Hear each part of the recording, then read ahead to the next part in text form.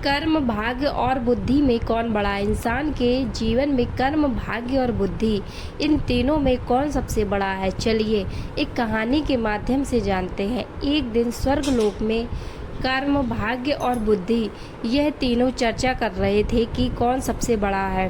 कुछ दिन बीत गए, लेकिन फिर भी यह तीनों इस बात का निर्णय नहीं कर पाए कि कौन बड़ा है। एक दिन नारद मुनि पास से गुजर रहे थे तो उन्होंने देखा कर्म, भाग्य और बुद्धि आपस में किसी बात को लेकर झगड़ रहे थे। तो नारद मुनि तीनों के पास गए और पूछा, आप तीनों किस बात पर झगड़ रहे हो? तब कर्म, भाग्य और बुद्धि ने बोला कि हे नारद मुनि, अब आप ही विचार कीजिए कि हम तीनों में से कौन महान है।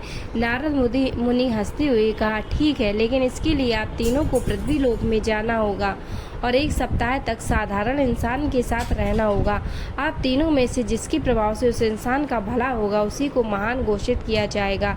यह सुनकर तीनों पृथ्वी लोक में जाने के लिए राजी हो गए। जब तीनों पृथ्वी लोक में आए तो उन्होंने जंगल में एक गरीब इंसान को पेड़ काटते हुए देखा। उन तीनों को लगा यही सही इंसान है जिसके शरीर में प्रवेश कर हम अपनी महानता सिद्ध कर सकते हैं।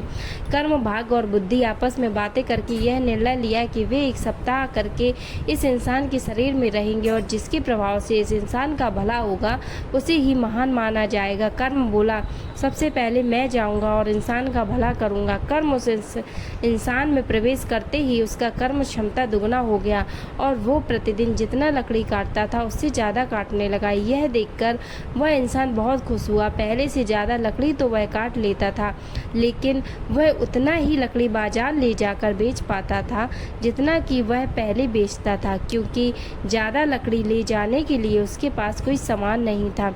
इस तरह 7 दिन तक उसमें ज़्यादा लकड़ी तो काट लिया, लेकिन उन सबको बेच नहीं पाया और उसकी हालत में कोई सुधार नहीं आया। 7 दिन बाद कर्म उसके शरीर से बाहर आ गया और निराश होकर स्वर्ग चला गया।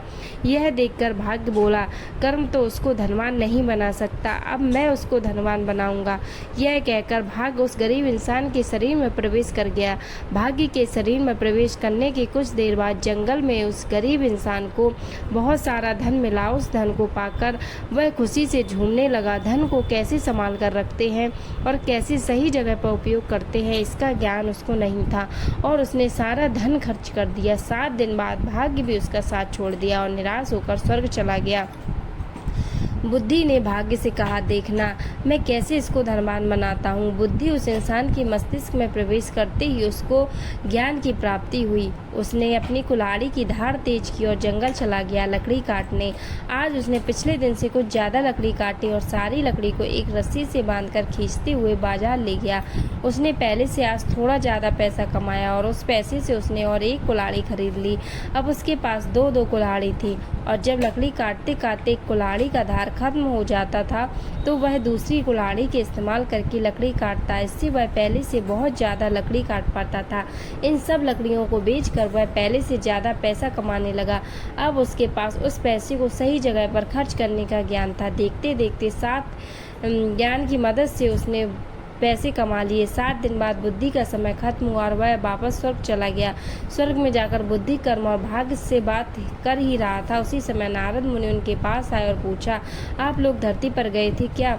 तब कर्म, बुद्धि और भाग्य नारद मुनि से कहते, जी हाँ, हम लोग धरती पर गए थे। और साथ ही कर्म और भाग्य नारद मुनि से कहते हैं कि हे नारद मुनि, बुद्धि ही महान है, क्योंकि जहाँ बुद्धि होती है वहाँ कर्म और भाग्य अपने आप ही चले आते हैं, इसलिए बुद्धि को महान कहा गया है। प्रेम से बोलो जय श्री राधे कृष्ण। दोस्तों, कैसा लगा वीडियो कमेंट्स में बताएं और इस वीडियो के लिए चैनल